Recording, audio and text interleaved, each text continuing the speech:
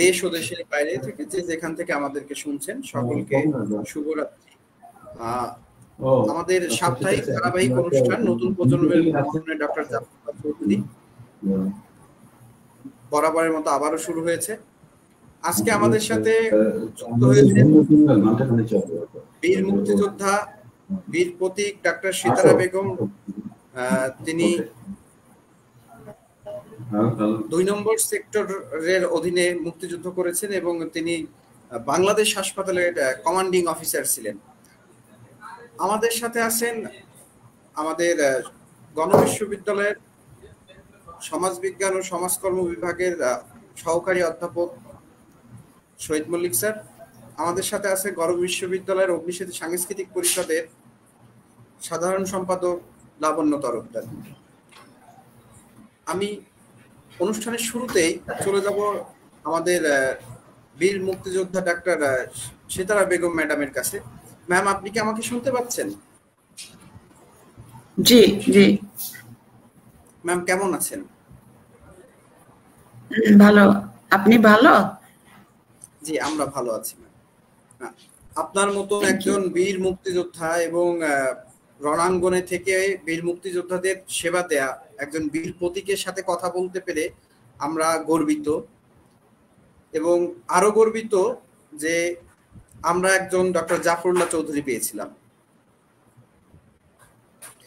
Ma'am, শুরুতে আমরা সকলকে একটা বিশেষ প্রশ্ন করে থাকি, সেটা হচ্ছে কিভাবে আপনি জাফরুল্লাহ চৌধুরী স্যারের সাথে পরিচিত হলেন? আপনি একটু সে বিষয়ে আমাদেরকে জানাবেন। আচ্ছা, আমি প্রথম থেকে একটু বলি। আমি যখন ঢাকা মেডিকেল কলেজে ফার্স্ট ইয়ারের স্টুডেন্ট, জাফর ভাই তখন ভিপি ছিলেন, অগ্রগামী একটা পার্টি ভিপি ছিলেন। ওই ২-৩ বার ওনাকে লেকচার দিতে দেখেছি, কিন্তু পার্সোনালি আমার সাথে কোনো কথা হয়নি। তারপরে যখন লিবারেশন ওয়ারের সময় ফ্রিডম, যখন যুদ্ধ শুরু হলো, আমি তো কুমিল্লা সিএমএইচে লেফটেন্যান্ট হিসাবে ছিলাম। তো আমি, আমার বড় ভাই কর্নেল হায়দার বীর উত্তম, আমরা 2 ভাই বোন এসে আমরা বাসায় ঈদ করতে আসি কিশোরগঞ্জে। ওখানে 2 জন আমরা ঈদ করলাম। ভাইয়ার 7 days ছুটি ছিল আর আমার 1 মাসের পিলিভ ছিল। আমি থেকে গেলাম, ভাইয়া চলে গেল। এর মধ্যে ঢাকায় মার্চে যখন গন্ডগোল শুরু হলো, কোনো ধারণাই নাই, কারণ কিছু বলা হতো না কি হচ্ছে ঢাকায়। মানুষের থ্রুতে জানতে পারলাম যে ঢাকায় এরকম রাস্তায় রাস্তায় কামান চলছে, লোকজনকে মারছে, সদরঘাটে লোকজনকে মারছে, এইটুকুই খবর আমরা জানি। তারপরে ভাইয়ার সাথে আমাদের আর কোনো কমিউনিকেশন নাই, পাইও নাই। চিন্তায় ছিলাম যে ভাইয়ার কিছু হলো কিনা, কারণ একটা গুজব রটে গেল যে বাঙালি সোলজার, বাঙালি অফিসারদের মেরে ফেলা হচ্ছে। ওই নিয়ে একটু বেশ ছিলাম, অস্থির ছিলাম। আব্বা তো আব্বা ওকালতি করতেন। তো এর মধ্যে একদিন আসলো প্লেন উপরে, ওই কি বলে সার্চিং এর মতো বোধহয় আসছিল, 2-3টা প্লেন। তো উপর দিয়ে, আমাদের বাসার উপর দিয়েই গেল, আরো চারদিক দিয়ে ঘুরলো। তখন আমি আব্বাকে বললাম, আব্বা চলেন আমরা পালিয়ে যাই। আব্বা বলে, কি, কোথায় পালাবি? তো আমাদের আত্মীয় স্বজন ছিল কিশোরগঞ্জের বাইরে। আব্বা বলে কি, না, যাওয়া যাবে না, ওখানে গিয়ে ঠিক থাকা যাবে না। তারপরে যখন আমি আব্বাকে বললাম, আব্বা আমার আর ভাইয়ার অ্যাড্রেস তো জানে, আর্মি লোকরা জানে আমরা ইসরায়েল মঞ্জিলের, ওরা তো লোক পাঠিয়ে ধরবে। তখন আব্বা একটু স্বস্তির নিঃশ্বাস ফেললেন যে তাহলে তো পালাতে হয়। এর মধ্যে একদিন দেখি ভাইয়া জিপ থেকে নামছে, আর ভাইয়ার সাথে ক্যাপ্টেন নাসিম, যিনি ব্রিগেডিয়ার জেনারেল হয়েছিলেন, আর একটা ইন্ডিয়ান আর্মির মেজর। 3 জন বাসায় এসে আমরা একটু হলাম, খুশি হলাম যে ভাইয়াকে দেখতে পেয়ে। তো ভাইয়া আসলো, এসে আব্বাকে বললো আমরা একটা ব্রিজ উড়াতে এসছি, তো সেই ব্রিজটা উড়িয়ে আমরা আসবো এখানে। এর মধ্যে ভাইয়া থানায় গেল, লোকাল থানাতে গিয়ে লোকজন যা আসছিল, রব পড়ে গেছে, মেজর ক্যাপ্টেন হায়দার আসছে, মানে সবাই মানে একটা হই হুল্লোড় ভাব। তো ওখানে একটা ভাইয়া মিটিং এর মতো করলো, বললো যে এখন আমাদের কি বলে এটাকে, দলাদলি করা বন্ধ করে এখন আমাদের সবাইকে এক হতে হবে। যাই হোক, ওর মধ্যে তারপর ভাইয়া গিয়ে ব্রিজটা উড়ালেন, উড়িয়ে বাসায় আসলো, খাওয়া দাওয়া করলো। তারপরে আমাকে হাতে ব্যান্ডেজ বাঁধা, লেফট হ্যান্ডে, ওর গুলি লেগেছিল। তো আমাকে বলছে সিতু তুই আমার একটা প্যান্ট আর একটা জ্যাকেট বের করে দে। যেই জ্যাকেটটা পরে সারেন্ডার সেরিমনিতে ভাইয়া পরেছিল, ওই জ্যাকেটটা আর প্যান্ট দিলাম। হাতের নখগুলা কেটে দিলাম, কাটতে পারে না, হাতের নখগুলা কেটে দিলাম। তারপরে তো ভাইয়ারা খেয়ে দিয়ে চলে যাবে, আমি আব্বাকে বললাম আব্বা চলেন আমরা চলে যাই ভাইয়ার সাথে। আব্বা বলে কোথায় যাবি? আব্বা যে যাবে না। ঠিক আছে। তারপরে যখন শোনা হলো যে পাক আর্মিরা ট্রেনে করে আসছে এবং আশেপাশে সমস্ত বাড়ি ঘর পুড়িয়ে দিচ্ছে, তখন আব্বার একটু ভয় হয়ে গেল। তো আমরা কি করব, আমরা গিয়ে হাসনপুর একটা জায়গা আমাদের বাড়ি থেকে ৬-৭ মাইল, ওখানে উঠলাম। ওটা আমার আম্মার মামা বাড়ি। ওখানে গিয়ে উঠলাম, তখন স্বস্তির নিঃশ্বাস পেলাম। কিন্তু ওখানে গিয়ে শান্তি পাইনি এই জন্য যে দিনের বেলা আর্মির ভয়, রাত্রেবেলা চোর ডাকাতের ভয়। তারা এসে জানে মানুষ সব ঘরে বাড়ি, আর আমি যে আর্মিতে আছি এবং ডাক্তার, কাউকে বলা হয়নি, জানতেও দেওয়া হয়নি। কিন্তু আমার মামাতো ভাই ছিলেন কামাল মামা, উনি উনি উনি জানতেন, আরেকজন মামা চাচাতো ভাই বোধহয় আমার, উনি জানতেন যে আমি ডাক্তার, কিন্তু সবাই চুপ, কেউ কিছু বলে না। তারপরে একদিন রাতে হঠাৎ করে রয়ে গেল পাক আর্মি আসছে, পাক আর্মি আসছে সন্ধ্যার সময়। আর এদিকে আব্বা ডাকাতের বেড়া, আব্বার একটা বন্দুক ছিল, বন্দুক দিয়ে সারা রাত পাহারা দিতেন। কোনো সময় আমি গিয়েও পাশে বসে থাকতাম। তারপরে তো এরকম রটে গেল, পাক আর্মি আসছে, একটা ফ্রিডম ফাইটারকে ধরতে আসছে। এই আমরা যে বাড়িতে ছিলাম ওখান থেকে মেবি 1/4 মাইল দূরে হবে। তারপরে তো গ্রামের সবাই, আমরা সবাই, আম্মা আব্বা সবাই হেঁটে চললাম পানির মধ্যে দিয়ে, হাঁটু পর্যন্ত পানি, ক্ষেতের উপর দিয়ে চলে গেলাম। থাকলাম এক ভদ্রলোকের বাড়ি, ও আবার আব্বার কি বলে, আব্বার কি বলে কথাটা, আব্বার মক্কেল, ওনার কাছে থাকলাম। কিন্তু উনি জিজ্ঞেস করছে আব্বাকে, দেখি ইসরায়েল সাহেব আপনি এখানে কি করছেন? আব্বা তো আর কিছু বলে না, আব্বা লুঙ্গি পরা, মাথায় টুপি দেওয়া, চাঁদনি রাত। আমি আব্বাকে বললাম আব্বা আপনার টুপি খুলে ফেলেন, কারণ সাদা দেখা যাবে। যাই হোক, ওখান থেকে রাত 12টা-1টার দিকে ফিরে আসলাম। এসে উঠলাম আমার আরেক মামাতো ভাইয়ের বাড়ি, ওখানে আমরা রাত কাটালাম। পরের দিন সকালবেলা আমরা ফিরে আসলাম আবার যে বাড়িতে থাকতাম আমরা, গ্রামের বাড়ি। ওখানে থাকলাম। ওখানে থাকার পরে একদিন দেখি ভাইয়া 2টা ফ্রিডম ফাইটার আসছে, হাতে একটা চিঠি, ভাইয়ার পেন্সিল দিয়ে লেখা, লিখেছে আব্বা আপনারা ওখানে থাকা উচিত হবে না, যেহেতু সেতু আছে। তো আব্বা আরেকটা লিখলো ভাইয়া যে পাক আর্মিরা তো অ্যাড্রেস বের করে, যারা আর্মিতে আছে তাদের আত্মীয় স্বজনকে বাড়িতে গিয়ে গিয়ে মেরে ফেলছে, তা পালান, আপনারাও পালান। তা ওই 2 মুক্তিযোদ্ধার সঙ্গে আমরা রিক্সা করে কি বলে ওটা, নদীর ঘাটে আসলাম, নামটা তো ভুলে গেছি, মনে করতে পারছি না। যাই হোক, ওখানে আসলাম, ওখানে একটা নৌকা ভাড়া করা হলো মানে ফ্রিডম ফাইটারের লোক, ওর ইয়েতে নৌকায় উঠলাম। সারা রাত আমরা নৌকায় থাকলাম, ওর বাড়ি থেকে ভাত আর ডাল দিল, খেলাম, ওখানেই থাকলাম। পরের দিন সকালবেলা আমরা পাড়ি দিলাম।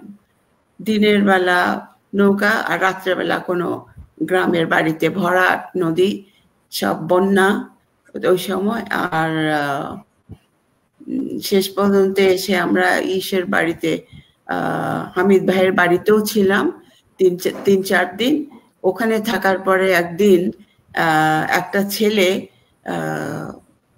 বলে যে পাক আর্মি আসছে, পাক আর্মি আসছে বলে আব্বা বললেন কি সিতু, আব্বার তো কোনো ইয়ে নেই, খেয়াল নেই তখন বলতে গেলে।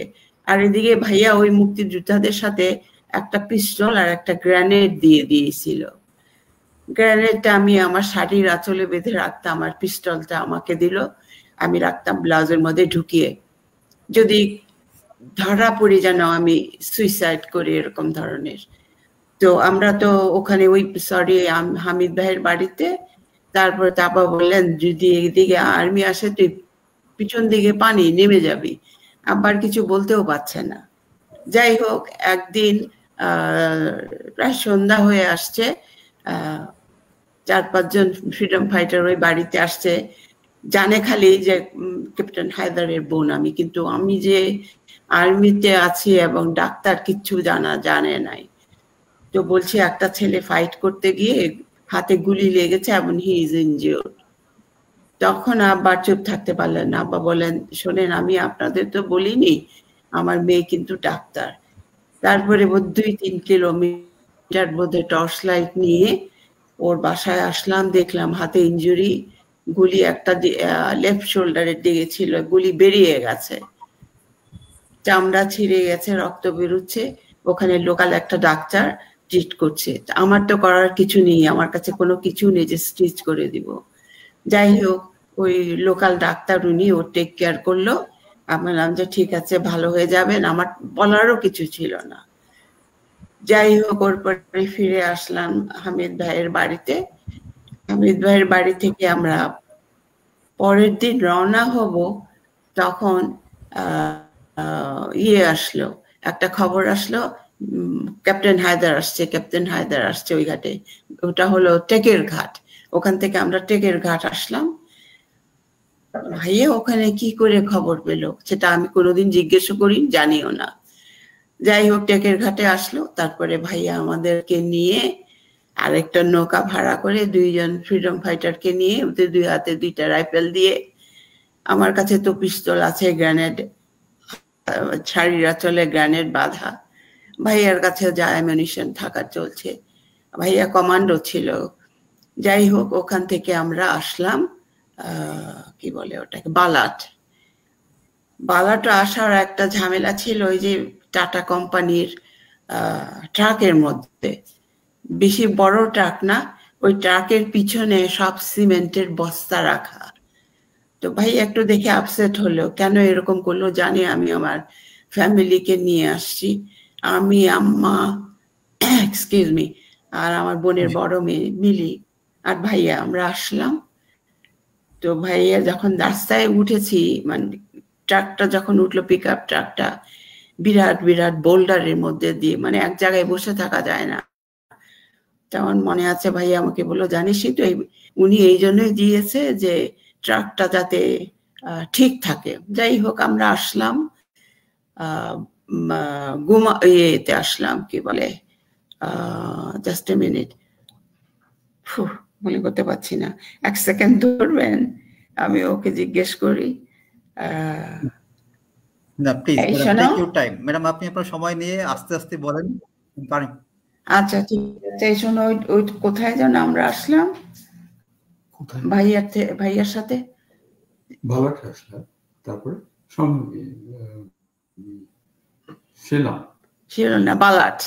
বালাটে আসলাম। বালাটে আসার পরে আম্বার তো দাঁড়িয়ে আছে ওখানে, পুলিশ, সিভিলিয়ান গভর্নমেন্টের কন্ট্রোলে, আর্মির কোনো ক্ষমতা নেই। তা আব্বাকে দেখে ভাবছে যে তো মুসলমান কিছু হবে, জিজ্ঞেস করলো। তখন ভাইয়া নেমে আসলো, যে থেকে ট্রাক থেকে নেমে বলল, ভাইয়ার পরিচয় দিল, আমি ক্যাপ্টেন এটা সেটা, আর আমার বোন আছে, সেও ডাক্তার লেফটেন্যান্ট, আর আমার আম্মা আর আমার বোনের মেয়ে আছে। তখন উনি বলছে যে আপনি তো, যে আপ তো নেই যা আছে গেঙে। তখন ভাইয়া কি করবে বলে, বাবার বলে দিল, ওই উপরে টিলা 1 মেজর আছে, আর্মির মেজর, আপনি ওখানে ওর সাথে দেখা করেন। তো ওখানে গেল, ভাইয়া গেল, গিয়ে একটা চিঠি নিয়ে আসলো যে আমাদের যাতে না ধরে বা কোনো কোশ্চেন না করতে।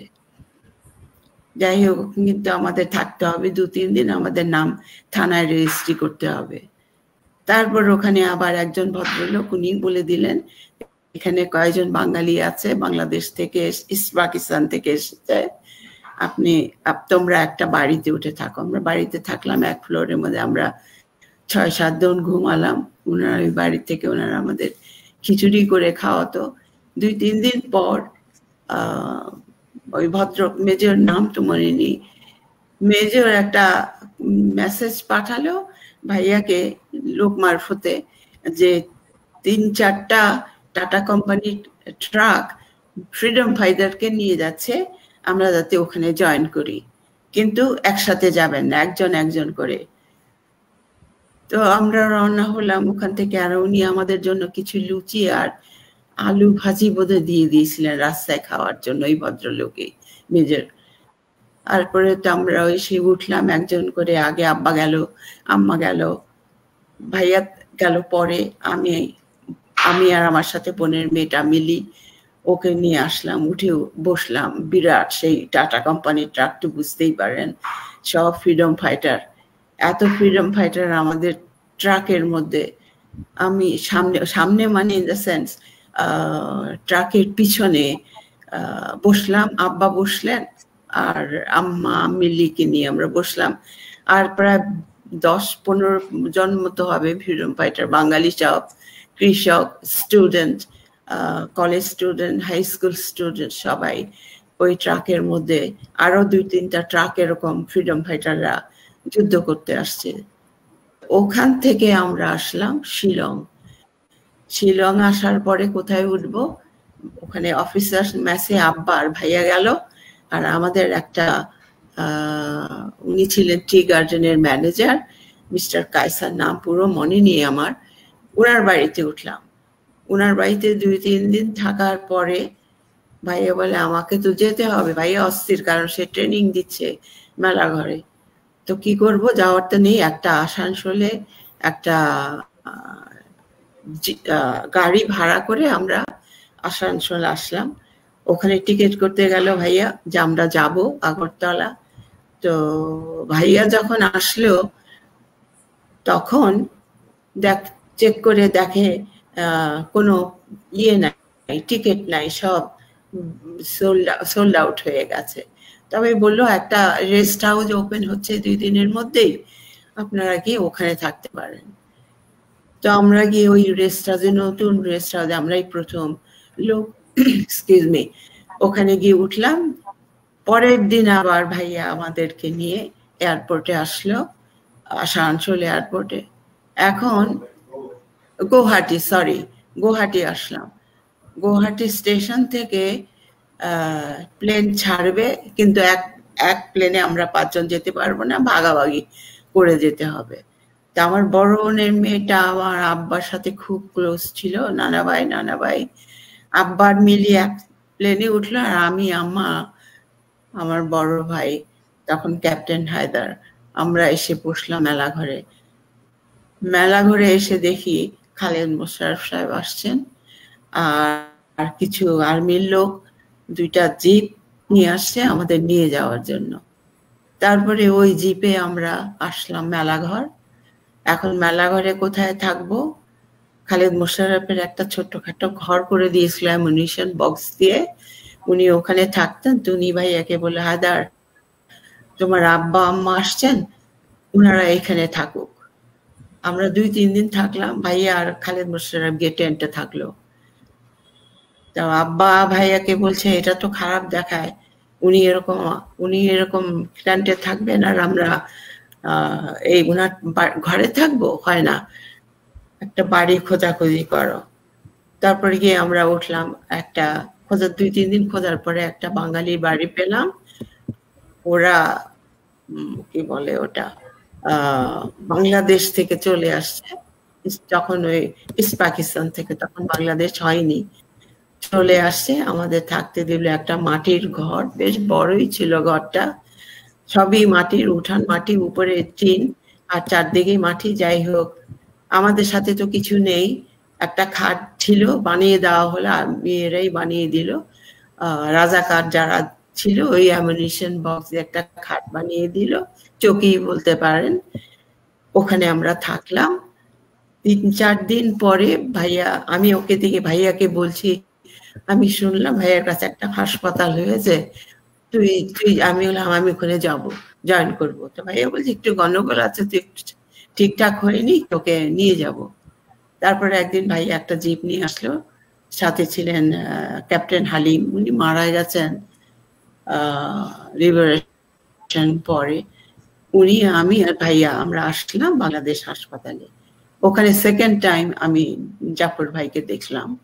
ওখানে ছিলেন ডক্টর নাজিম, ডক্টর মুবিন, এই তিনজনকে দেখলাম। আর মেডিকেল স্টুডেন্ট ছিল মোর্শেদ, আর কে ছিল মনে তো করতে পারছি না, আর কিছু লুলু বিল্লা, সুফিয়া কামালের 2 মেয়ে, টুলু আর লুলু, সরি ওটা ছিল মিনু বিল্লা। যাই হোক, ওখানে থাকলাম, কাজ শুরু হলো। এখন আমি কি করব, আমার তো আর আমার সার্জারির ব্যাপারে কোনো ইয়ে নেই। আমাকে বলা হলো আপনি আগরতলা যান, গিয়ে ওষুধ নিয়ে আসেন। তো ওষুধ কি করে আনবো? আমার মনে হয় যতগুলা ডিসপেন্সারি ছিল ওখানে প্রত্যেকটা ডিসপেন্সারিতে গিয়ে গিয়ে ওনাদের কাছ থেকে ফ্রি স্যাম্পল নিয়ে আসতাম, এই ওষুধপত্র, ব্যান্ডেজ, এই সমস্ত নিয়ে আসতাম। তো একদিন ওখানে ওষুধ আনতে যাব, তখন দেখি ডাক্তার, নাম তো মনে নেই, উনি হাসপাতালে ছিলেন, উনিও চলে গেছেন লিবারেশনের পরে। ওনার সাথে দেখা, উনি বললেন, আশ্বাস দিলেন যে লেফটেন্যান্ট ডক্টর সিতারা, তো এরকম আমরা যতটুকু পারি সাহায্য করব। তারপরে তো ওইভাবেই চলছি আমরা। 3-4টা তাঁবুর মধ্যে সব পেশেন্ট, ছোটখাটো ইনজুরি, সিরিয়াস কেউ ছিল না। একটা ছেলে পায়ের ইনজুরি হলো, ওর হাঁটু কেটে ফেলতে হলো, ওইভাবে সে আসছে, ও ছিল। আর ম্যাক্সিমাম লোক এই হাতেগুলি পায়েগুলি এরকম নিয়ে। তো ওদের ট্রিটমেন্ট যা করার আমরা করতাম। একদিন আমাকে জাফর ভাই বলে, না জাফর ভাই না, মুবিন ভাই বলে, আমাদের তো কেরোসিন নেই, ইয়েতে হাসপাতালে তো বাতি জ্বলবে না। টেন্টের মধ্যে হারিকেন দিয়ে চলতো। রাত্রেবেলা সার্জারি করতে হলে আমরা টর্চ লাইট, হাই পাওয়ারের টর্চ লাইট দিয়ে সার্জারি হতো। দিনের বেলা, দিনের আলো বা দরকার হলে হারিকেন জ্বালিয়ে এরকম সার্জারি করা হতো। তো যখন বলে যে একদিন বলে যে আমাদের তো হাসপাতালে কেরোসিন নাই, তো বাতি জ্বলবে না। এইদিকে উদয়পুরে এক ভদ্রলোক, উনিও বাঙালি, মিস্টার রায় চৌধুরী বোধহয়, নামও মনে নেই। যাই হোক, ওনার সাথে আমাকে দেখা করতে বললো জাফর ভাই আর মুবিন ভাই। তো গিয়ে ওনার সাথে কথা হয়েছে, উনি কেরোসিন দরকার পড়লে কেরোসিন দিবে। তা আমি চললাম, আমাদের একটা মাজা পিক আপ ছিল, ওটা নিয়ে, আর আমার সাথে একটা ড্রাইভার ছিল, সিভিলিয়ান ড্রাইভার, ওকে নিয়ে চললাম। প্রায় 30-40 কিলোমিটার হবে। ওখানে গেলাম। ওখানে গিয়ে দেখি ওনার বাড়ির সামনে এক গাদা লোক, 20-30 জনের মতো লোক দাঁড়িয়ে আছে, কথা বলছে। তো উনি আমাকে দেখে বলে, এই তো ক্যাপ্টেন সিতারা এসে গেছে, দেখি কি করা যায়। উনাদের ধারণা আমি আর্মিতে বোধহয় কিছু করতে পারবো। আমার তো সমস্ত জ্ঞানের জানিও না। তো আমাকে বলছে, সিতারা দেখুন, আমার বাড়িতে উঠানে পাক্কা আর্মিরা শেল ফেলেছে, শেলটা ফাটেনি। তখন আমি আর কি বলবো, শেল ফাটেনি? তো আমি চুপ করে আছি, বলতে পারছি না ওনাকে যে আমার কেরোসিন দরকার, কারণ উনি ওই সমস্ত লোকদের সাথে কথা বলছে, ওনার ধারণা আমি আর্মিতে আমি কিছুই করতে পারবো। তারপরে আমি ওনার কাছে গিয়ে বললাম, দাদা আমি তো এসেছি আপনার কাছে কেরোসিন নিতে, তুমি একটু থতমতো খেয়ে গেলে, আগে বলেননি কেন? তা আমি বললাম, এই সমস্ত ঝামেলার আমি আপনাকে সঙ্গে জোরে বলতে চাইনি। তা বলে, হ্যাঁ হ্যাঁ, 2 টিন, ওই যে মুড়ির টিন গুলা, কয় গ্যালন, 10 গ্যালনের বোধহয়, আমার ঠিক খেয়াল নেই, ওরকম 2টা টিন নিয়ে, টিনের কেরোসিন নিয়ে আমার পিক আপ ট্রাপের পিছনে দিয়ে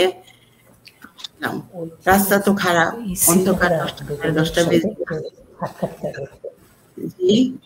হাসপাতালে এসে বসলাম, দেখি জাফর ভাই, মুভি, নাজিম আর ওই কয়েকটা সিভিলিয়ান ডাক্তার ছিল, ওরা দাঁড়িয়ে আছে। ওনারা ভাবছে হয়তো আমার কিছু হয়েছে রাস্তায়, কারণ জঙ্গল, রাস্তা ওরকম ঠিকও না।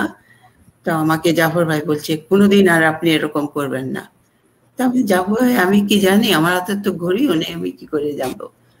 যাই হোক, সেই পর্ব শেষ হলো, কেরোসিন দিয়ে দিয়ে বাতি জ্বললো 4-5টা টেন্টে। এই গেল এক ঘটনা। আরেকদিন, আমি জানি না সমস্ত বলা উচিত কিনা আমার, আরেকদিনের ঘটনা আরেকটু বলে নিতে চাই, আমাদের সাথে এই মুহূর্তে যুক্ত হয়েছেন ডক্টর লাইলা পারভিন বানু, সাবেক ভিসি গণবিশ্ববিদ্যালয় এবং রণাঙ্গনের মুক্তিযোদ্ধা। তো ম্যাম আমাদের সাথে আছেন। আমি আবার অনুরোধ করব ডক্টর সিতারা বেগম ম্যামকে, প্লিজ আপনি কন্টিনিউ করেন। ওকে। তো একদিন, আমি, দেশ স্বাধীন হচ্ছে না, আমাদের খুব মন খারাপ। আমাদের একটা অক্টাগোনাল রুম ছিল, বাঁশ দিয়ে বানানো, বেড়া দিয়ে। ওখানে আমরা খেতাম, কোনো মিটিং হলে, কোনো দরকার হলে ওখানে বসে কথা বলতাম। রাত্রি হয়ে আসছে, 10টা, এরকম 10:30 হবে হয়তো। আমি আর নাজিম ভাই বসে বসে কথা বলছি। নাজিম ভাই বলে, দেশ কবে স্বাধীন হবে? দেশ তো মনে হয় না স্বাধীন হবে, আমাদের বোধহয় এইখানেই যুদ্ধ করে মরতে হবে। সিতারা আপা আমার জুনিয়র, উনি। তো যাই হোক, কথা বলছি, হঠাৎ করে একটা চিৎকার আসলো, বাঁচাও বাঁচাও বলে। মনে হলো বাঙালি বা কোনো উর্দু স্পিকিং, যাই না, বুঝতে পারি। আমি উর্দু জানতাম, যখন ঢাকা কুমিল্লা সিএমএ ছিলাম, ট্রিটমেন্ট করতাম ম্যাক্সিমাম উর্দু স্পিকিং পেশেন্টদের। তো আমি বললাম, নাজিম ভাই, এটা বাঁচাও বাঁচাও শুনলাম, আমি তো মনে হয় কোনো ফ্রিডম ফাইটার বা কিছু, ইনজোর বা কিছু। তা আমাদের একটা রেড ক্রস থেকে অ্যাম্বুলেন্স দেওয়া ছিল, ওইটা নিয়ে আমি আর নাজিম ভাই গিয়ে বসলাম। ওখানে গিয়ে দেখি টাটা কোম্পানির ওরা মুভ করছে, এক বিরাট কনভয়। আর্মিরা সাধারণত দিনের বেলা মুভ করতো না, কারণ মানুষজন ভয় পাবে বা একটা অন্যরকম হবে। তো রাত্রেবেলা ওরা রওনা দিয়েছে, ওখান থেকে কোথায় যাবে তাও আমি জানি না। গিয়ে দেখি একটা বিরাট ট্রাক, খাদ ছিল রাস্তার পাশ দিয়ে, একটা খাদ ছিল, ওখানে পড়ে আছে। আমাদের কি আর করব, দেখলাম। তারপরে ওখানে দাঁড়িয়ে কথা বলছি, তো চারদিকে আমাকে মেয়ে দেখে সবার একটা হলো, একটা উৎসুক হলো, একটু হাসাহাসি, কি ব্যাপার। তখন নাজিম ভাই, আমার হাঁটু পর্যন্ত ভেজা, শাড়ি পরা আর পায়ে রাবারের চপ্পল গুলা। নাজিম ভাই তো ভালো উর্দু বলতে পারে না, ওখানে একটু এগিয়ে বললো, সিতারা আপা, আপনি আমার কাছে আসেন। আমি গিয়ে নাজিম ভাইয়ের পাশে দাঁড়ালাম। তারপরে নাজিম ভাই বলল, ইয়ে মেরা ক্যাপ্টেন হ্যাঁ, কমান্ডিং অফিসার হাসপাতাল। তখন দেখি আর্মির লোক সেলুট মারা শুরু করলো। যাই হোক, ওখান থেকে যেই ভদ্রলোক ড্রাইভার ছিল, হি ইজ ডেড। ওর গায়ে মাথার পাশে চাপ পড়ে হি প্যাসড আউট, মারা গেছে। তো ওকে নিয়ে আর 2-3 সোলজার যারা ইনজুরি হলো, ওদেরকে নিয়ে বাংলাদেশ, তখন তো বিশ্রামগঞ্জ হাসপাতাল, ওখানে নিয়ে আসলাম। পরের দিন সকালবেলা ইন্ডিয়ান আর্মির লোক এসে ওই ভদ্রলোককে নিয়ে গেল, যে মারা গেছে। এই হলো 2টা ঘটনা। আরো ঘটনা আছে, এগুলো বললে তো শেষ হবে না। তো এইটুকুই বলবো। আচ্ছা আচ্ছা ম্যাডাম, আমি এই পর্যায়ে একটু চলে যাচ্ছি আমাদের শহীদ মল্লিক স্যারের কাছে। স্যার, এতক্ষণ তো শুনলেন, কি মনে হচ্ছে আপনার কাছে? ধন্যবাদ পবিত্র। আসলে মুক্তিযুদ্ধের সময় আমার সম্ভবত 3 বছর বয়স, 4 বছর যায়। তো আমার কিন্তু একটা সময় মনে হয়েছিল যে আমি যখন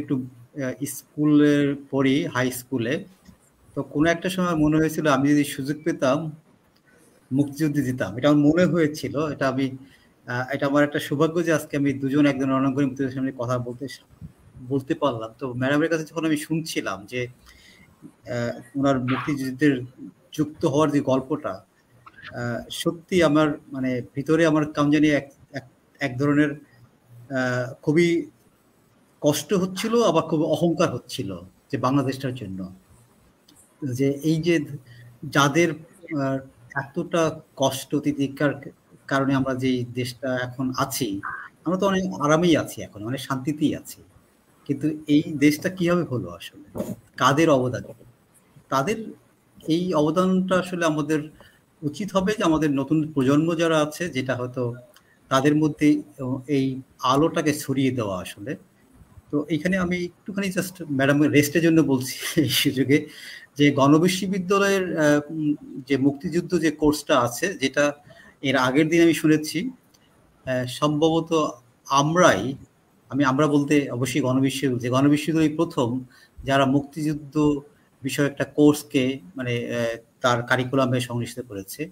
এখন আমাদের দায়িত্ব হবে আরো বেশি, যে এই অন্তত সীতারা ম্যাডামদের মতন যারা এখনো আছেন তাদের গল্পগুলিকে যত বেশি ডকুমেন্টেড করতে পারবো, লালা ম্যাডাম আছেন, তাদের গল্পটা যতটা আমরা লাইভ রাখতে পারবো, ততই বোধহয় নতুন প্রজন্ম উজ্জীবিত হবে আসলে। একেবারেই নতুন প্রজন্ম আছে আমাদের, যে লাবণ্য, সে বোধহয় আমি জানি না ওর ফিলিংসটা কি হচ্ছে। ও তো এখন ধরা যাক ম্যাডামের চেয়ে কিছুটা ছোট আসলে, এখন ম্যাডামের যেই বয়সে যুদ্ধ গিয়েছেন তার চেয়ে তো একটু কম। চিন্তা করো যে আসলে যুদ্ধে তুমি জিতা কিনা, আসলে দেখো লাইফটা। আচ্ছা, ধন্যবাদ স্যারকে। আমি এই পর্যায়ে ডক্টর লাইলা পারভীন বানু ম্যামের কাছে চলে যাব। ম্যাম, আপনিও তো রণাঙ্গনে ছিলেন, যুদ্ধ করেছেন, যুদ্ধাহত মানুষদের চিকিৎসা দিয়েছেন। তো সেইখানে আপনি আর ম্যাম কি, ডক্টর সীতারা ম্যাম কি একই ক্যাম্পে ছিলেন নাকি ভিন্ন ক্যাম্পে?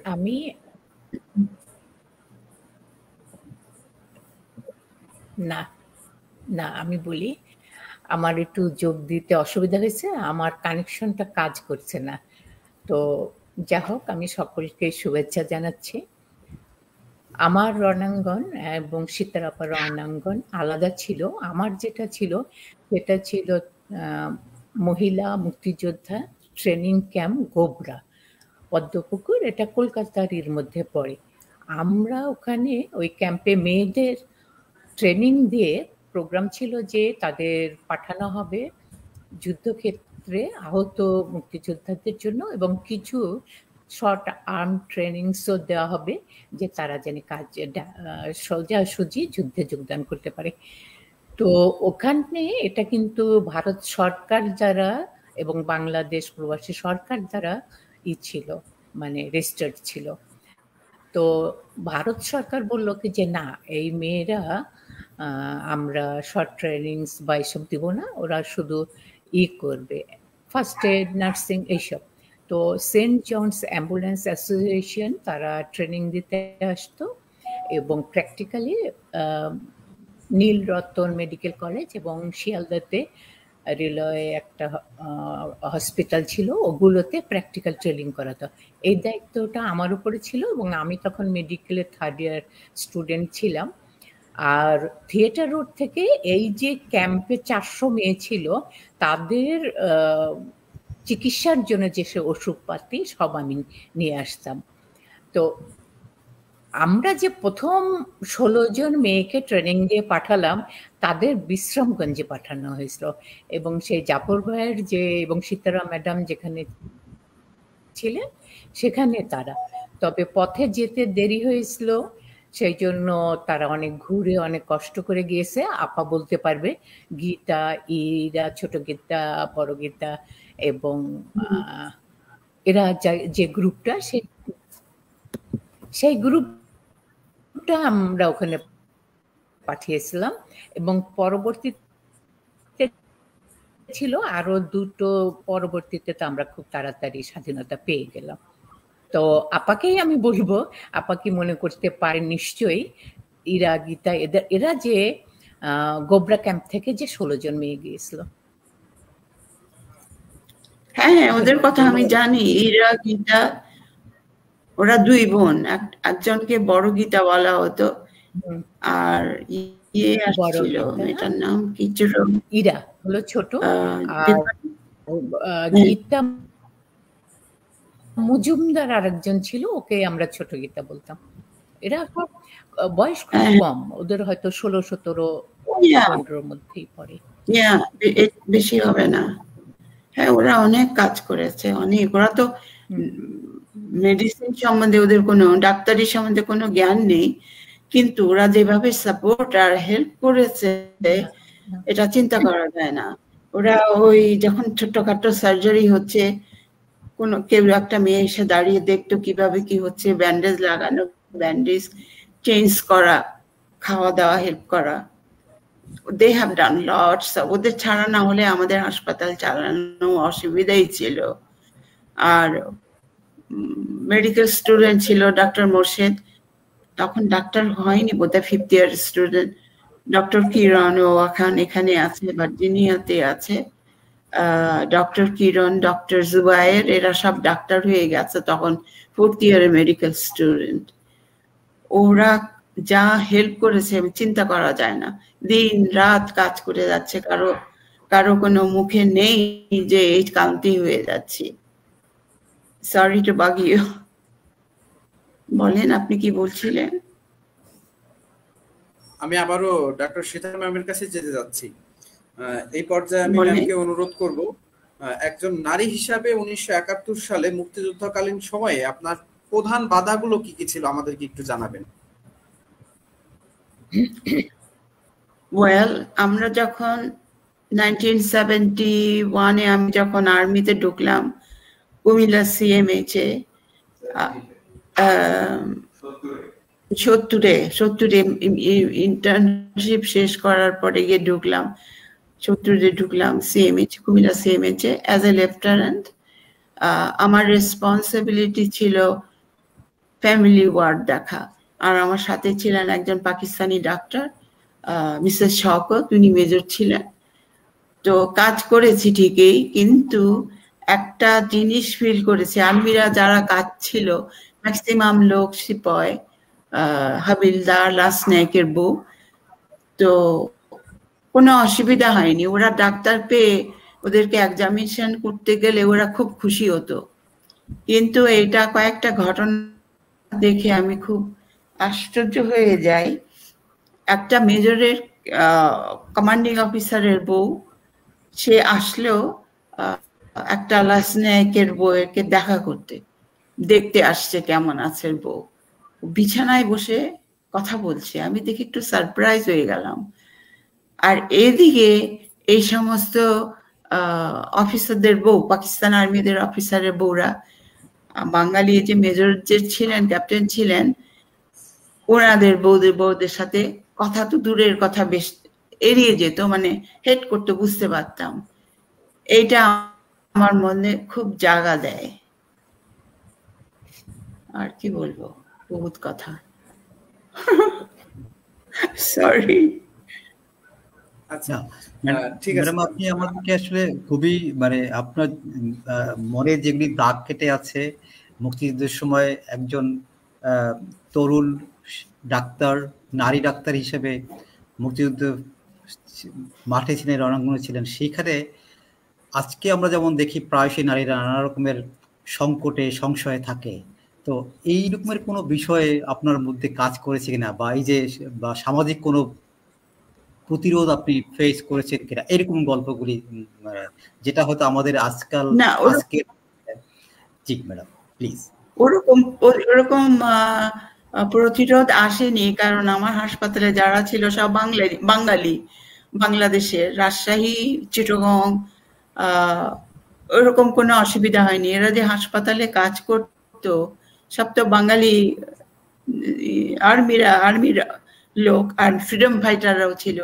ওদের টেক কেয়ার করতো না, ওরা বরং খুশি হতো যেখানে এসে ডক্টর জাফর ভাই, ডক্টর মুবিন, ডক্টর নাজিমের খুব ইয়ে ছিল, দায় ইয়ে ছিল, বেশি পাওয়ার ছিল। তারপর মোর্শেদ তো মেডিকেল স্টুডেন্ট, কিরণ, এখন ডক্টর কিরণ, ডক্টর জুবায়ের, এরা মানে কিভাবে কাজ করেছে ওদের জন্য, ওরা খুব খুশি ছিল যেহেতু বাঙালি। আচ্ছা ম্যাডাম, একটা ছোট্ট প্রশ্ন আপনাকে করতে চাই, যদিও আপনি এখন আমাদের বাংলাদেশ থেকে অনেক দূরে আছেন, কিন্তু তখন তো একটা বাংলাদেশের স্বপ্ন দেখতেন, ঠিক কেমন বাংলাদেশ আপনি চেয়েছিলেন? এটা তো ভালো কথা। বাংলাদেশ দেখতে চেয়েছিলাম যে শান্তি, রেষারেষিটা না থাকবে না, আর সবাই যেন আমরা মুখ খুলে বলতে পারি আমরা বাংলাদেশি। বাংলাদেশ স্বাধীন হয়েছে, পাক আর্মি থেকে আমরা মুক্তি পেয়েছি, ওদেরকে যথাযুক্ত শাস্তি দেওয়া যেটা আমরা করেছি, এবং এই স্বাধীন বাংলাদেশে যেন মেয়েদের বেশ স্থান দেওয়া হয়, মেয়েদের যেন চলতে ফিরতে ফ্রিডম আসে, এটাই বেশি চিন্তা করেছি। রাজনীতির কথা বললে কিন্তু আমি বেশি জানি না। আচ্ছা আচ্ছা ম্যাডাম, আমরা জানতে চাই যে বাংলাদেশ হাসপাতাল হলো ফিল্ড হসপিটাল, পরবর্তীতে সেটা থেকে গণস্বাস্থ্যের কেন্দ্রে চলে আসা, এই যে মধ্যকার জার্নিটা, এই জার্নিটা কেমন ছিল এবং এটা কিভাবে রূপান্তরিত হলো বাংলাদেশ হাসপাতাল থেকে গণস্বাস্থ্য কেন্দ্র? বাংলাদেশ হাসপাতাল থেকে যখন গণস্বাস্থ্য হলো, আমি তখন ঢাকা সিএমএইচ এ জয়েন করি, যেহেতু আমি আর্মির লোক। গণস্বাস্থ্য যখন হলো, বাংলাদেশ হাসপাতাল হলো, ওই হাসপাতাল জায়গা ঠিক করতে আমি, জাফর ভাই, ডক্টর নাজিম আর যে ভদ্রমহিলা আমাদের ওই জায়গাটা ডোনেট করেছেন, সাথে আমরা সাভারে গিয়ে দেখা করলাম, একটা জায়গায় বসে খাওয়া দাওয়া নিয়ে গিয়ে যাওয়া হয়েছিল, খেলাম।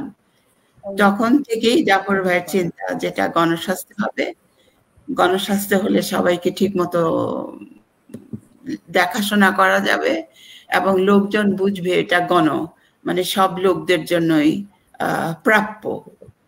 তারপরে বাংলাদেশ হাসপাতাল হলো, সেটা তখন কিন্তু আমার অত বেশি খেয়াল নেই, তবে সবাই আমরা ডাক্তাররা যারা ছিলাম ওখানে সবাই মিলে চিন্তা করা হলো এটা বাংলাদেশ হাসপাতাল হোক, যেহেতু আমরা বাংলাদেশ স্বাধীন করেছি, এবং বাংলাদেশ হাসপাতালে। কিন্তু তখন আমি অলরেডি ঢাকা সিএমএইচ এ জয়েন করে ফেলেছি। আচ্ছা, ধন্যবাদ ম্যাম আপনাকে। এই পর্যায়ে আমরা আরেকটু জানতে চাইবো, ডক্টর জাফরুল্লাহ চৌধুরীর যে স্বপ্নটা ছিল আর বর্তমান যে গণস্বাস্থ্য কেন্দ্র, এই দুইটাকে আপনি কিভাবে দেখেন? জাফর ভাইয়ের তো অনেক ধারণা ছিল, হি ওয়ার্কড লট, দেশটাকে বা হাসপাতালটাকে মেয়েদের দিয়ে চালানো, মেয়েদেরকে দিয়ে স্বেচ্ছাসেবিকা বা নার্স করার কথা জানিয়েছেন। উনি বাংলাদেশের কি বলে ওটা, হেলথ সার্ভিসের প্রধান, মনে নেই আমার, ওনার সাথে দেখা করেছেন কয়েকবার। তো উনি চেয়েছিলেন যে এই হাসপাতালটা যেন সবার জন্য হবে, এখানে কোনো পলিটিক্স চলবে না, রাজনীতি চলবে না, আর কি বলবো, মনে আসছে না। আচ্ছা আচ্ছা, আমরা আবারও আপনার কাছে ফিরবো। এই পর্যায়ে আমি একটু আমাদের এই নতুন প্রজন্মের প্রতিনিধি লাবণ্য তরফদারের কাছে যেতে চাই। লাবণ্য তরফদার, আপনি তো শুনলেন আমাদের ডক্টর সিতারা বেগম ম্যাম বললেন, আপনাদের ডক্টর লাইলা পারভিন বানু ম্যাম বললেন, আপনি কি মনে করেন? ধন্যবাদ দাদা। আমি ম্যাম সিতারা বেগম এবং লাইলা পারভিন ম্যাম দুজনকে দুজন মুক্তিযোদ্ধা বাংলাদেশে, এটা আমার কাছে দেখি বড় একটা প্রাপ্তি, আমি আসলে বুঝাতে পারবো না। কারণ আমি বই পড়ছি, ম্যামের সম্পর্কে আমি জাস্ট বই দেখছি, টিভিতে দেখছি, কিন্তু কখনো সামনাসামনি তার সাথে কথা বলতে পারবো। তার এই কথাগুলো শুনে যে আমার ভেতরে যে একটা উত্তেজনা কাজ করতেছে, যে তারা নিজে থেকে রণাঙ্গনে যুদ্ধ করছেন, মানুষের পাশে দাঁড়াইছেন, মানে আমি তখন কল্পনা করতেছিলাম ম্যাম যখন বলতেছিলেন যে তারা এইভাবে কাজগুলো করেছেন, আমার কাছে মনে হচ্ছিল যে আমি যদি ওই টাইম মানে ওই সময়টাতে থাকতে পারতাম, আমিও হয়তো বা মানে চেষ্টা করতাম ম্যামের মতন করে বা একজন নারী হিসেবে দেশের পাশে দাঁড়ানোর জন্য।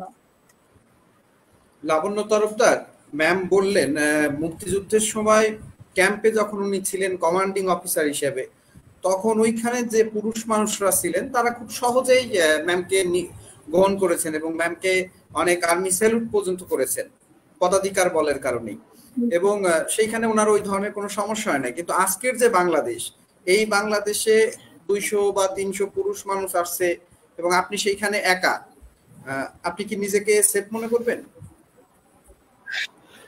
যদি এখনকার পরিস্থিতি বলা হয় তাহলে আমি অবশ্যই নিজেকে সেফ মনে করব না, কারণ এখন বাংলাদেশের যে পরিস্থিতি বা সমাজ ব্যবস্থা, এইখানে মানে 200-300 বা 5 জন 10 জন ছেলের সামনে বা পুরুষের সামনে একটা মেয়ে থাকবে সারাদিন বা কাজ করবে, এটা একটু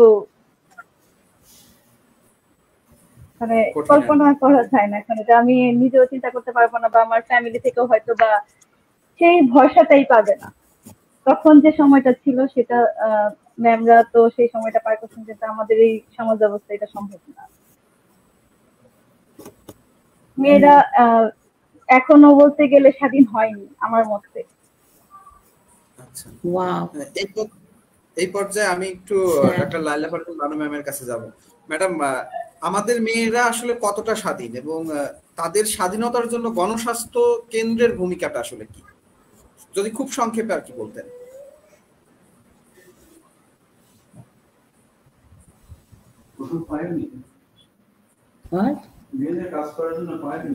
এখানে আমি দুটো কথা বলতে চাই। একটা হলো তোরে রালি, আগে কিন্তু বাংলাদেশ বা ইস্ট পাকিস্তান যাই বলো, মেয়েরা এবং ছেলেদের মধ্যে এখন বর্তমানে যে হিংসা, যে আক্রমণ যেগুলো হচ্ছে এতটা ছিল না। একটা সহনশীল পরিবেশ স্কুল, কলেজ, ইউনিভার্সিটি সব জায়গাতেই এবং সামাজিকভাবে। আর যুদ্ধটা হলো একটা মুক্তিযুদ্ধ। সবাই কিন্তু তখন আমাদের পাকিস্তানি আর্মিরা, যেহেতু আর্মিরা সবসময় যুদ্ধে নামলে তাদের একটা তো গুলি এবং অস্ত্র দিয়ে যুদ্ধ করে, আর একটা হলো নির্যাতন করে করে। এটা কিন্তু যুদ্ধেরই হিসাব, সব জায়গায় দেখবা। তো এই জন্য তখনকার তাদের আর আমাদের বাংলাদেশের সকল মানুষ তখন কিন্তু এইসব চিন্তা করেনি যে একটা মেয়েকে তখন তারাই আক্রমণ করবে বা কিছু করবে। হয়তো দু একটা, সবসময় তো দু একজন খারাপ থাকেই, সেটা আমরা ধরবো না। পরিবেশ পরিস্থিতির উপরে সবাই তখন কিন্তু একটা কৃষক, একটা ছোট ছেলে বলো, একটা বুড়া বয়স্ক ভদ্রলোক বলো, যুদ্ধে গেছে, ওখানে কিন্তু মেয়েটাকে দেখে যে খারাপ কোনো রকম আসেনি। তবে আমি এখানে একটা কথা যোগ করতে চাই, সেটা হলো সকলেরই কিন্তু নিজস্ব অভিজ্ঞতা। আমাদের তারা আপার ওখানকার অভিজ্ঞতা উনি বলছেন, আমার হয়তো একরকম, আর একজনের একরকম। আমি যেটা দেখেছি, এই আমাদের ক্যাম্পে 400 মতো মেয়ে এসেছিল। এরা সব কলেজ আর স্কুলের উপরের দিকে 9-10-এর, আর কয়েকজন টিচারও ছিলেন। তারা যুদ্ধে যেতে চায় এই ক্যাম্প থেকে, মানে অন্যান্য যে রিফিউজি ক্যাম্পগুলো আছে সেখান থেকে তারা এটার কথা শুনে যুদ্ধ করব বলেই এখানে এসছিল। এখন আমি দেখেছি এই যে মুক্তিযোদ্ধারা, আমি তো বর্ডার, শিকারপুর বর্ডার, কুষ্টিয়াতে আমার দাদা বাড়ি, ওই দিক থেকে ক্রস করেছে। ওখানে আমার ফুফাতো ভাইটাই সবাই মুক্তিযুদ্ধে গেছিল। আমি ওই বর্ডারে যেয়ে প্রায় খোঁজ নিতাম। এই যে পথে, এই যে বাসে বলো, ট্রেনে বলো, সব জায়গায় সাধারণ ভারতবাসী মানে পশ্চিমবঙ্গের লোকজনও খুবই সম্মান করেছে। কিন্তু আমার কিছু খারাপ অভিজ্ঞতা আছে, যেটা আমাদের মুক্তিযুদ্ধে যারা নেতৃত্ব দিয়েছিল, যেমন থিয়েটার রোড একটা জায়গা ছিল, এরকম কয়েকটা জায়গাতে কৃষ্ণনগরেও ছিল, এইখানে কিন্তু সহযোগিতা খুব কম পেয়েছে এবং চিন্তা করতে হয়েছে যে আমি ওনাদের সাথে এখন যাব কিনা এই ট্রেনে। আর সবচেয়ে বড় কথা, আমি যে ইসে আসতাম ওষুধ নিতে থিয়েটার রোডে, ওখানে কিন্তু প্রথমবার আমাকে কিন্তু সাজেদা আপা আমাদের ডাইরেক্টর ছিল, সবাই ক্যাম্প থেকে বাড়াতে পারতো না, অল্প কিছু বাড়াতে পারতো, তার মধ্যে আমি একজন। আমি ওষুধ নিতে গেছি, তখন দেখলাম কি যে নূতন একজন এসছে আমাদের হেলথ হোসেন, হেলথের ছিলেন পরবর্তীতে স্বাধীন হওয়ার পরে। উনি আমার কথা শুনে উনি ওষুধ তো দিবে না, বসতে বললো না, বললো আপনি কে, কোন ক্যাম্পের কথা বলছে, এমন ভাবে বলছে যে আমার কাছে মনে হলো যে এইখানে থিয়েটার রোডের নিচে ওখানে কিছু ডাক্তার ওনারাও ভলেন্টিয়ার হিসেবে আছে, কিছু মানে ওনারা কিন্তু অনারেরিয়াম পেতেন, আর স্টুডেন্টও একজন আছে, তারা কিন্তু এর আগে আমাকে দেখেছে আমি ওষুধ নিতে এসছি, তারা কেউ একটা কথা বলছে না।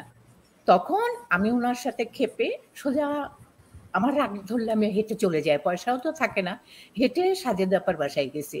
উনি তখন আপাকে বললাম, আপা আমার সাথে এরকম খারাপ ব্যবহার করছে, কিছু চেনে না এটা।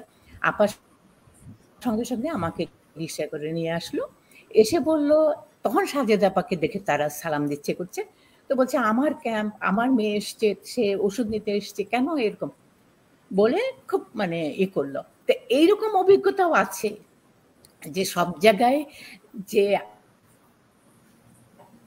সহযোগিতা, আবার ওখানে ওদের পশ্চিমবঙ্গের বাঙালির কাছ থেকে অনেক, এখানে আজকে আপার কথাই শুনি, হ্যাঁ, কিন্তু বললাম তো পথ ঘাট মাঠ সব জায়গা সকলের মানসিকতা অন্যরকম ছিল, তাই না?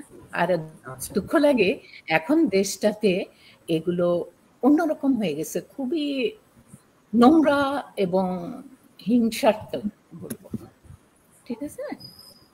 আর যেটা জাফর ভাই করতে চেয়েছিল, এই যে তোমরা ফট করে বললো মেয়েটাকে যে ভয় লাগবে কিনা, উনি চেষ্টা করেছিল মেয়েদের সাহস পেয়ে একদম সমান কাতারে আসতে, এবং সেই জন্য মেডিকেল কলেজের থেকে পাশ করা মেয়েরা সহজে গ্রামে যেতে চায় না। তো ওনার প্রথমেই ছিল যারা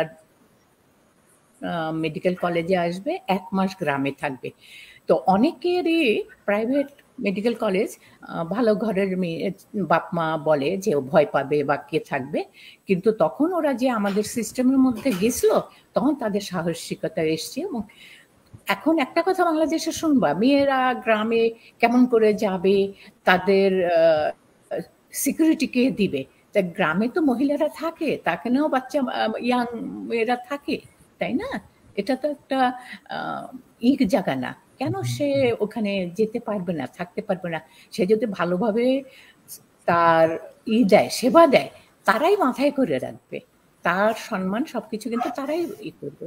এবং গ্রামের মানুষ অনেক সরল এখনো। ধন্যবাদ। ধন্যবাদ ম্যামকে। এই পর্যায়ে আমি একটু আমাদের ডক্টর সিতারা বেগম ম্যামের কাছে চলে যেতে চাই।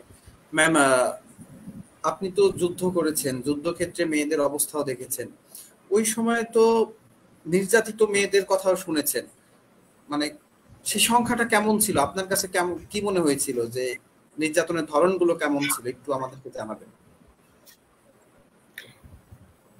অ্যাকচুয়ালি বলতে কি, আমার হাসপাতালে কোনো মেয়ে পেশেন্ট দেখিনি, সবাই ছিল ফ্রিডম ফাইটার, ম্যাক্সিমাম।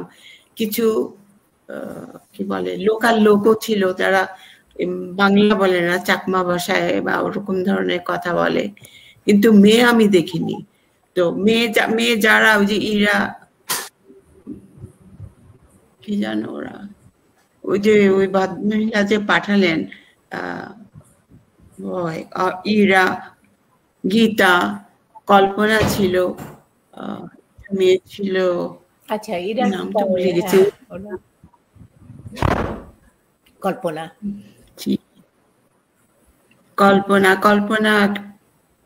কল্পনার কাজিন ছিল, নাম কেন মনে আসছে না, আমি এক্সকিউজ করেন আমাকে একটু। এই শোনাও, মেয়েটার নাম জানো কি?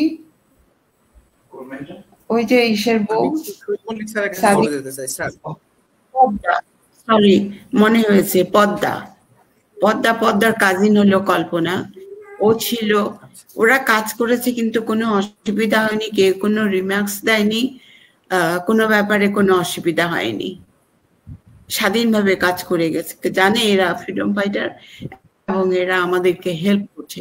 একটা ছেলে আমার মনে আছে কিছুটা সুস্থ হওয়ার পরে ইয়ে থেকে, আমাদের তো খাট কোনো প্রশ্নে আসে না, বাঁশের মাচাং ছিল আর ওটার মধ্যে ছিল তোষকটা ছিল চটের ভিতরে বন ঢুকিয়ে, তো ওইভাবে ইয়েগুলা করা হয়েছিল, ম্যাট্রেস গুলা তোষক যা বলেন, ওখান থেকে নেমে পড়েছে জাস্ট একটু ভালো। বাট তো একটা মেয়ে, কোন মেয়েটা আমার খেয়াল নেই, বলছে কে এই আপনি কোথায় যাচ্ছেন, বলে আমি যুদ্ধ খেতে, আমাকে ছেড়ে দেন আমি ভালো আছি। এরকম ছিল ওদের মনের অবস্থা, একটুখানি ভালো হলেই আমাকে ছেড়ে দিচ্ছেন না কেন, আমি যুদ্ধে যাব আমি যুদ্ধে যাব এরকম। কিন্তু মেয়েদের কোনো অপমান বা কিছু হেন হিসাবে দেখেনি কেউ, সবাই সম্মান করেছে। আচ্ছা ম্যাম, এখন বর্তমান বাংলাদেশে আমরা অনেক সময় পত্র পত্রিকায় দেখি নারীরা গাড়িতে নির্যাতিত হচ্ছে, নারীরা আপনার হচ্ছে কর্মক্ষেত্রে নির্যাতিত হচ্ছে, এমনকি ধর্ষণের শিকার হচ্ছে। বর্তমান বাংলাদেশে আমরা বিভিন্ন জায়গায় দেখি, এমন শিশু ধর্ষণ থেকে শুরু করে স্কুলে পড়ুয়া বা বিভিন্ন প্রতিষ্ঠানে পড়ুয়া, সব প্রতিষ্ঠানের নাম হয়তো আমরা লাইভে বলতে পারবো না, তো বিভিন্ন প্রতিষ্ঠানে পড়ুয়া শিশু পর্যন্ত ধর্ষণ হচ্ছে। এই যে একটা মানসিকতা, এই মানসিকতাটাকে আপনি কিভাবে দেখেন? আমরা কি এমন বাংলাদেশ চেয়েছিলাম বা আপনারা কি এমন বাংলাদেশ চেয়েছিলেন? না, আমরা এরকম বাংলাদেশ চাইনি। জানি না মানুষের না বর্বরের মতো হয়ে গেছে, আর এই আচরণটা কেন শুরু হলো সেটা আমি বুঝি না। ধর্ষণের কথা বলেন, রাস্তায় ঘাটে বেরুলে যাতা ভাষায় গালাগালি, এগুলা যে কেন হলো আমি বুঝি না, কিভাবে আসছে তাও আমি জানি না। এগুলা থেকে আমাদের দূর করতে হবে, লোকজনকে বোঝাতে হবে ছেলেদের যেরকম যোগ্যতা মেয়েদেরও ওরকম। হাইলি এডুকেটেড মেয়েদের আমি শুনেছি রাস্তায় বেরোলে শাড়ির আঁচ ধরতে টান দেয়। এগুলো আমি দেশে যাওয়ার পর বেরিয়ে এসছি 71-এ, এখানে 72-তে চলে আসছি। তো আমি চিন্তাই করতে পারি না, বাংলাদেশে গেলে পেপার দেখি এখানে ধর্ষণ, শিশু ধর্ষণ, is very bad, very bad. এটা এর ধরনের বাংলাদেশ আমরা চাইনি, যেন না হয়। লোকজনকে একটু সতর্ক থাকতে হবে, নিজেকে সংযত রাখতে হবে, সম্মান দিতে হবে। ধন্যবাদ। আমরা অনুষ্ঠানে একেবারে আমি এই পর্যায়ে আমাদের শহীদ মল্লিক স্যারের কাছে যাব। স্যার, আপনি কিছু যুক্ত করতে চান কিনা বা আপনার আরো কোনো প্রশ্ন আছে কিনা আমাদের দুই মুক্তিযোদ্ধা বীরাঙ্গনার কাছে? ধন্যবাদ পবিত্র।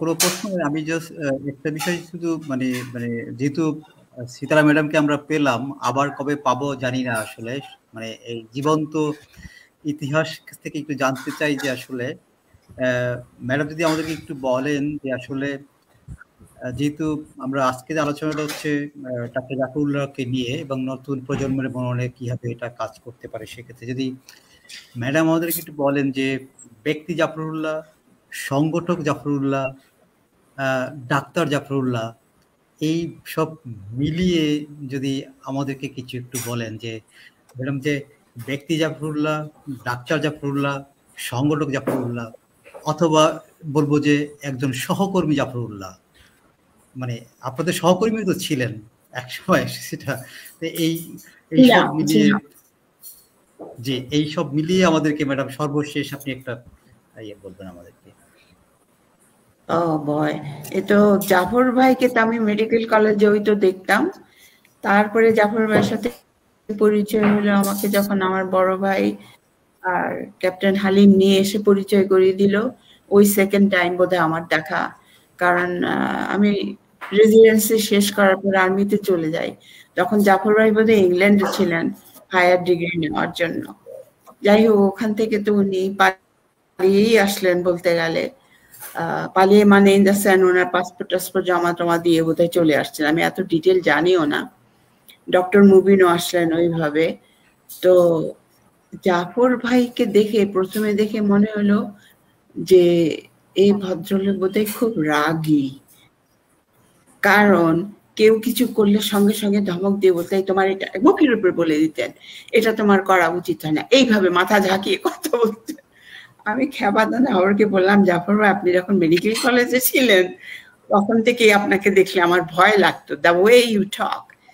তো এই ছিল জাফর ভাই। আর সংগঠন হিসাবে উনি তো বহুত করেছেন, কিভাবে কাকে কার সাথে মিলাবেন সেই নিয়েই চেষ্টা করতেন। বাংলাদেশ হাসপাতাল হওয়ার পরে যদি উনি দেশ বিদেশে ঘুরেছেন পয়সা আনার জন্য, মেডিকেল সাপ্লাই আনার জন্য, যেমন ইন্ডিয়া বিলাতে গিয়ে উনি ওখান থেকে পুরনো কাপড় চোপড় প্রায় 20-25টা গাড়ি ভর্তি, এর বেশিও হবে কাপড় চোপড় ওখানকার ইংল্যান্ডের মেয়েরা, ইংল্যান্ডের ভদ্রলোকরা সব ডোনেট করেছে। তাদের খালি এইটাই হোক বাংলাদেশের প্রতি এরকম অরাজকতা নির্বিচার চলছে, ওদেরকে সাহায্য করা। তো ওই সমস্ত নিয়ে উনি অনেক কাপড় চোপড় পাঠালেন এবং সেগুলো আমার মনে আছে। দাঁড়িয়ে দাঁড়িয়ে ব্যাগ খুলে দিচ্ছে, এই ফ্রিডম ফাইটার এটা নিচ্ছে। আমার কাছেও একটা শার্ট ছিল, আমি ব্লাউজের মতো করে পরতাম। তো উনি চেয়েছেন সবাই ঠিক মতো থাকে। আর্মস অ্যামুনিশন নিয়ে আসছিলেন, উনি আনেননি, ডিরেক্টলি আসেনি। উনি আসার বেশ কিছুদিন পরে দেখলাম আর্মস অ্যামুনিশন কমান্ডো অফিসারদের যারা কি বলে এটাকে ভুলে গেছি, স্কুবা ডাইভিং এর জিনিসপত্র। আমার মনে আছে ডক্টর বোস বলে এক ভদ্রলোক আসলেন, উনি সার্জারির বেশ ক্ষমতা, FRCS বোধহয় করা। উনি আসলেন, উনি এসে অনেক সার্জারিও করেছেন। একটা পেশেন্ট মনে আছে উনি করলেন, লাংস কোলাপস করেছে, কিভাবে ওর লাংস থেকে সিরিঞ্জ ঢুকিয়ে ব্লাড বের করানো হলো, ছেলেটা সুস্থ হয়ে গেল। আর উনি এ সমস্ত ইনস্ট্রুমেন্ট দেখে খুব খুশি। আমরা তো বুঝতে পারিনি কি হচ্ছে। এক একটা মেয়েকে মাস্ক পরিয়ে যেসব স্কুবা ডাইভিং এ যে সমস্ত জিনিসপত্র লাগিয়ে খুব ছবি তুললেন। এগুলো সব জাফর ভাই আর ডক্টর মুবিনের। ডক্টর মুবিন আর জাফর ভাই চুপ, কোনো কথা বলেন না। কি ব্যাপার, কথা বলেন, বলে কিছু তারা কিছু বলবেন না। আচ্ছা, আমি আরেকটা কথা বলে রাখি, ক্যাপ্টেন আমি কি করে হলাম। আমাদের যখন হাসপাতাল হলো, জেনারেল ওসমানী আসলেন দেখতে। উনি জানে না যে আমি লেফটেন্যান্ট। আমাকে তখন থেকে বলা শুরু করলো ক্যাপ্টেন সিতারা, বাস হয়ে গেলাম তখন থেকেই ক্যাপ্টেন। যাই হোক, তো এইভাবে আমরা অনেক ছবি তুলেছি, উনি আমাদের অনেক ছবি নিলেন। তারপরে আমি একবার জাফর ভাই না মুবিন ভাইকে জিজ্ঞেস করলাম, কি ব্যাপার আপনারা তো কিছু বলছেন না? বলে না, চুপ থাকেন, কিছু বলবেন না ডক্টর বোসের সামনে।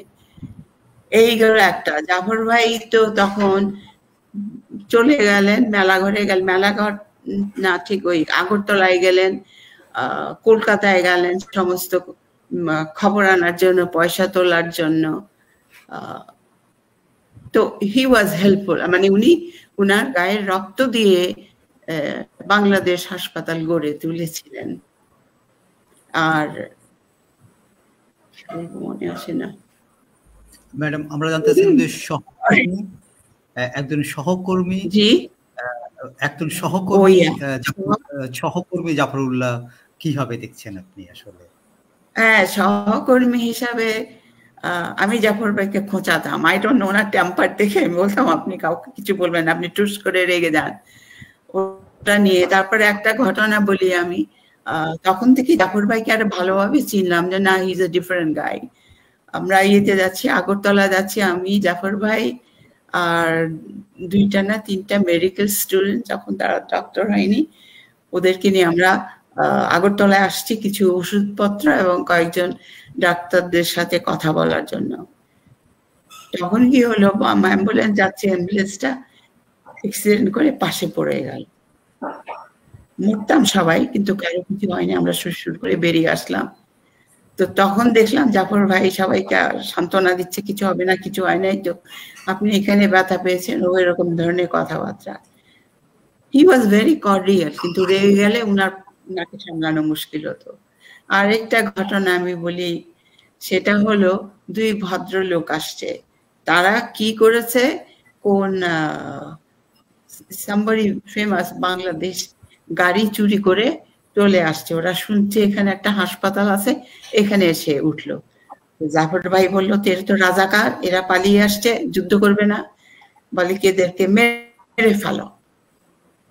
তো একটা লোককে নিয়ে গেল জঙ্গলে, এমনি এমনি ফাঁকা আওয়াজ করলো, আর ওই লোকটা আরেকটা লোক যে ছিল ও তো ভয় পেয়ে গেল, তখন ও ভালোভাবে বলতে থাকলো হ্যাঁ আমি এইভাবে পালিয়ে এসেছি, এইভাবে এই সমস্ত কথা জানতে বললাম। এইটা ছিল জাফর ভাইয়ের ক্রুদ্ধ, মানে হাসিও পায় আমার কথা মনে হলে।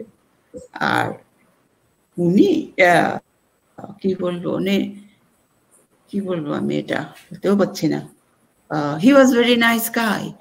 ওই উপর দিয়ে রাগ থাকলে কি হবে, ভিতরে he was very nice, very frank, এবং কাকে কিভাবে সাহায্য করবে সেই জন্য উদ্বিগ্ন হয়ে থাকতেন।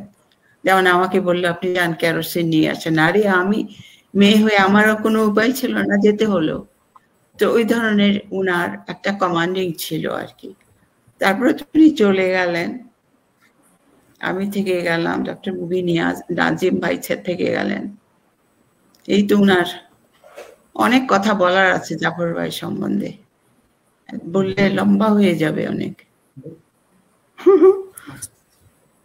আমার মনে আছে একটা মেয়ে ছিল বাসনা, সে মেয়েটাকে আমি আর জাফর ভাই হলিক্রস কলেজে, হলিক্রস হাসপাতালে নিয়ে গেছিলাম মেয়েটাকে নার্সিং এ ঢুকাবো বলে। আচ্ছা, ওকে দিয়ে জাফর ভাই ম্যাট্রিক পরীক্ষাও দিয়েছে, কিন্তু মেয়েটা পাস করতে পারেনি ওই কয়েক মাসের মধ্যে। আমি তখন ওই সিএমএইচে যাই, আবার আসি, কাজ করি, এরকম। তো বাসনাকে নিয়ে আমরা গেলাম, তো সব হলিক্রসের নার্স বা ডাক্তাররা সব ক্রিশ্চিয়ান, বাইরের থেকে আসে, ঢাকা চিটাগং থেকেও আসে। তো উনি জাফর ভাই আর আমি রিকোয়েস্ট করলাম যে ওকে নার্সিং এ ঢোকানো যায় কিনা বাসনাকে।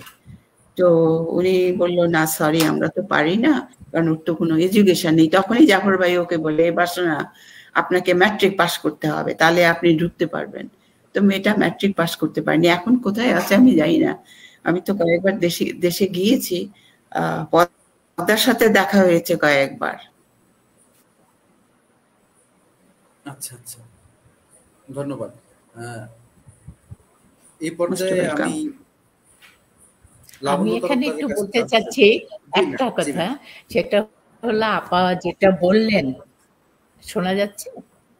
আচ্ছা, আপা যেটা বললেন যে উনি অনেক অস্ত্র এবং যুদ্ধের ওষুধপাতি নিয়ে এসছেন, তো ওইখানে একটুখানি বলি আমি।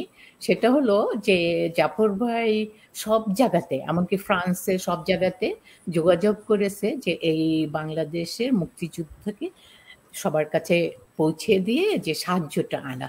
তো উনি ভালো পেয়েছেন। তো উনি যে অস্ত্রটা এনেছিলেন সেটা হলো যে প্রবাসী বাংলাদেশ সরকারের থেকেই করতে হবে, না হলে তো উনি ওখানে আর একটা দেশের মধ্যে অস্ত্র আনতে পারে না। তো টি হোসেন, তার সাথে আমার পরে দেখা হয়েছিল, জাফর ভাই যখন কলেজ করবেন তখন টি হোসেনও আমরা একসাথে এসে যাচ্ছি সাভারে। তা আমি ওনাকে বললাম আপনাকে কি মনে আছে আমার সাথে আপনি খারাপ ব্যবহার করেছিলেন? তখন উনি বলে মনে নেই। তা আমি বললাম যে জাফর ভাই সম্বন্ধে, সে তখন উল্টে আমাকে বলল যে উনি উনি ওষুধপাতি নিয়ে এসছে, সব আসছে, এটা কন্ডিশন ছিল যে ওটা থিয়েটার রোডে এন্ট্রি হবে হেলথের এবং তারপরে যাবে কোথায়। তো উনি সেটা রাখেননি কথা, ওটা আগরতলাতে নিয়ে গেছে ডাইরেক্ট। তো আমি পরে আবার জাফর ভাইকে বললাম, জাফর ভাই টি হোসেন যে কথা বলছে এটা কি ঠিক? বলে কি শোনেন, আমি কি ওষুধ আনছি, আমি তো ওই বাক্সের মধ্যে, উনি আপনি করে সবাইকে বলতেন, সব মেয়েদের ছোট হলেও, ওই মধ্যে সব অস্ত্র এসছে, তো ওইটাকে আমি ওখানে থিয়েটার রোডে দিব। কিন্তু ওনার কাজ ছিল, উনি খুব ভালোভাবে চিন্তা করে এবং থিয়েটার রোড এবং সব কিছু, এই যে রাজনীতির সাথে যারা সব অভিজ্ঞতা ওনার ছিল। উনি আমাদের সাথে গল্প করতেন গণস্বাস্থ্যে। আর একটা জিনিস হলো, এই যে ইরা গীতা এরা অনেকেই এরা খুব অভাবে ছিল, মানে ওর বাবাকেও মেরে ফেলেছে রাজাকাররা, ওরা 11 বোন, এবং ওর চাচাকেও মেরে ফেলেছে। তো ওরা যখন দেশে আসলো, ওদের তো ম্যাট্রিক পাসও না। তো জাফর ভাই যখন সাভারে করলো, এই আমাদের প্রথমে তাবু দিয়ে শুরু করলো, পরে ওদের বলেছিল যে আপনাদের যখন দরকার হবে আমি নিয়ে আসবো, পরে চিঠি দিয়ে ওদের নিয়ে এসছে। তো ওই অনেক মেয়ে কিন্তু ওই তাবুর সময় থেকেই ছিল। বড় গীতা সারা জীবন বিয়ে করেনি, গণস্বাস্থ্যে জীবন কাটিয়ে দিয়েছে। তো এদের আবার জাফর ভাই বিদেশে পাঠিয়ে, ফ্রান্সের সাথে ভালো যুক্ত ছিল, যে ফ্রান্স সাপোর্ট কমিটি তারা সবসময় সাপোর্ট করেছে। এই বড় গীতাকে পড়তে পাঠিয়েছে, নীলুকে পাঠিয়েছে, তারপরে ওখান থেকে ওই যে রহমান, তোমরা এই যে শহীদ মল্লিক চিনবে, ফিজিওথেরাপি, তাকেও পড়িয়ে এনেছে এই 1 বছর 2 বছর এরকম করে এসে তারা তখন খুব ভালোভাবে, যেমন ইরা ফার্মাসিউটিক্যালে ছিল কোয়ালিটি কন্ট্রোল, ওটা শিখে এসছে ওখান থেকে। তো অনেক আপগ্রেড করেছে তাদের জাফর ভাই। ঠিক আছে আপা বলুক এখন, আমি শুধু ওই কথাটা। হ্যাঁ, তো আমরা আজকের অনুষ্ঠানের একেবারে শেষ পর্যায়ে, আমি পরিশেষে ডাক্তার সীতারাম ম্যাডামকে বলতে বলবো যে আসলে আপনার অনুভূতি কি সেই যুদ্ধ থেকে আজ এই পর্যন্ত এসে? আমাদের মাঝ থেকে এখন আর ডাক্তার জাফরুল্লাহ চৌধুরী স্যার নেই, আপনার সর্বশেষ কথাগুলো একটু বলবেন এই অনুষ্ঠানের জন্য আর কি। সর্বশেষ কথা বলতে গেলে, জাফর ভাই আমি এখানে থাকতে শুনেছি হি ওয়াজ ভেরি সিক। আমরা কথা তো বলা যেত না, আমার মনে আমার হাজবেন্ড ডক্টর আবিদও মেসেজ পাঠিয়েছিল, শিরিনকে আমি চিনতাম, শিরিনকেও পাঠিয়েছিল যে খুব সরি এরকম জাফর ভাইয়ের অবস্থা, তো দোয়া করছি। তো এবার যখন গত ফেব্রুয়ারিতে দেশে গেলাম, একটা ফাংশনের মতো করেছিলেন জাফর ভাই, শিরিন আর গণস্বাস্থ্য বা বাংলাদেশ হাসপাতালের লোকজন মিলে, যে একটা ছবি, আমার ভাইয়াকে তো মেরে ফেললো খালেদ মোশাররফ কর্নেল হুদার সাথে 75 নভেম্বরে। তো ও একটা ছবি, ভাইয়া কমান্ডো ড্রেস পরা রাইফেল নিয়ে দাঁড়িয়ে আছে, ওই ছবিটা উদ্বোধন করবে, বেশ বড় 8x10 এর মতো একটা পিকচার, ওটা আমাকে দিয়ে উদ্বোধন করাবে। আমি কেন উদ্বোধন, বলি কি না এটা আপনার ভাই। যাই হোক, উদ্বোধন হলো, মিটিং টিটিং হলো, কথাবার্তা হলো। তো ওখানে জাফর ভাই তো তখন চলতে পারে না, হুইল চেয়ারে, আমিও তখন হুইল চেয়ারে ছিলাম, আমার শরীর খুব খারাপ ছিল, তো বেশি দূর হাঁটতে পারতাম না। তো জাফর ভাইকে হুইল চেয়ারে নিয়ে আসা হলো, জাফর ভাই স্টেজে গেলেন, অনেক কথা বললেন, আমিও বললাম। আমি খালি একটা কথা আমি বলেছিলাম যে জাফর ভাইকে আমি কোনোদিন সালাম দেইনি, কিন্তু এবার আমি হাক করে যাব। যাই হোক, মিটিং শেষ হওয়ার পরে জাফর ভাই আবার ওনার কেবিনে চলে যান, আমি গেলাম জাফর ভাইয়ের সাথে দেখা করতে, আমি হুইল চেয়ারে করে জাফর ভাইয়ের সাথে গেলাম।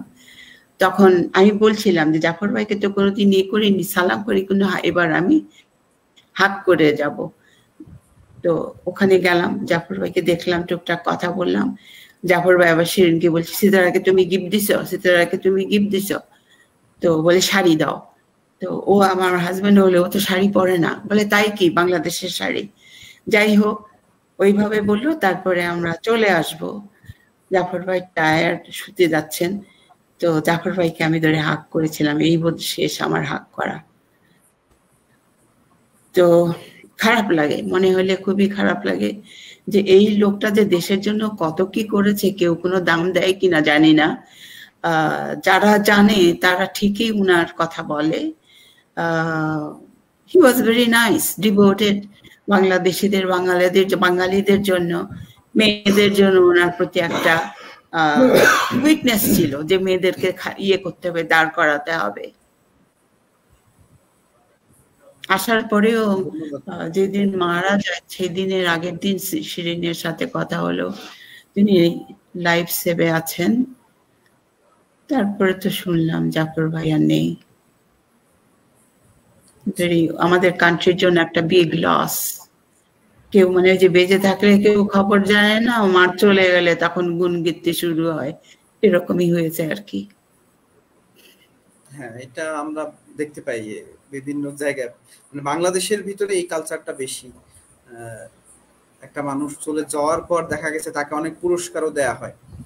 জাফরুল্লাহ স্যার আসলে তাকে কোনো উপাধি, কোনো পুরস্কার দিয়ে যে তাকে ভূষিত করলেই তাকে মানে সর্বোচ্চ সম্মান করা হবে এমনটা না।